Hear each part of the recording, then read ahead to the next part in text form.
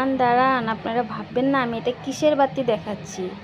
যা আজকে কি আসছে আমাদের ঘরে আপনাদেরকে দেখাবো। তা আমাদের ঘরে হয়েছে কালকে মনসা পূজা, তার জন্যে এখন আমি বরণডালা নিয়ে ঠাকুরকে বরণ করতে যাচ্ছি। এটাই হয়েছে আমার সারপ্রাইজ।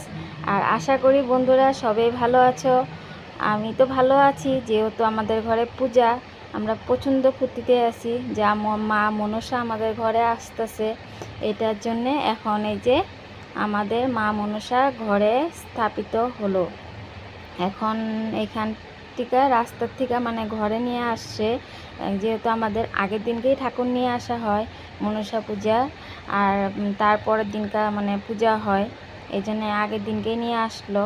এখন এই যে আমাদের মা আমার হাতে থেকে বরণডালাটা মার হাতে দিয়েছে। আমি বলছি মা তুমি বরণ করে নিয়ে আসো। তারপরে যে মা নিয়ে আসতে আসতে বরণ করে আমি এদিকে শঙ্খ বাজাচ্ছিলাম।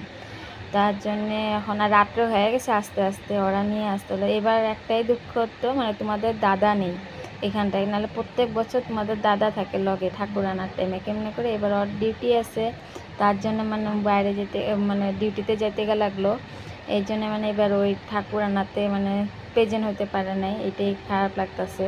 কি করব, কালকে অবশ্যই থাকবো, কালকে আপনারা দেখতে পারবেন। আর একটা কথা হয়েছে, আমাদের এখানে পূজাটা যে প্রত্যেক বছরই হয়, আমি যত বছর ধরে বিয়া হয়ে এসেছি প্রত্যেক বছরই এই পূজা পাই।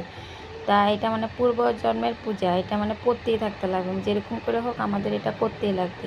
তা আপনাদের ঘরে কার কার মনসা পূজা হয় আমাকে কমেন্ট করবেন। আর আমার ভিডিওটা কালকের লিগে কিন্তু আজকে স্কিপ করবেন, আরও একটু ইসে করা আছে, এটা দেখেন। আর কালকে কিন্তু আবার আসতেছি আমি নতুন আর একটা ভিডিও নিয়ে, সেটাতে কীভাবে পূজা হয় না হয় আপনাদেরকে আমি সব কিছু শেয়ার করব।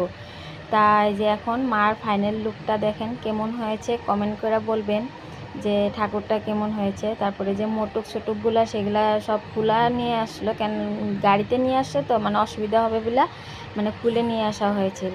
তার জন্য এই যে এগুলা মোটকটা আর ওই যে উপরের রিসাটা লাগায় দেওয়া হবে।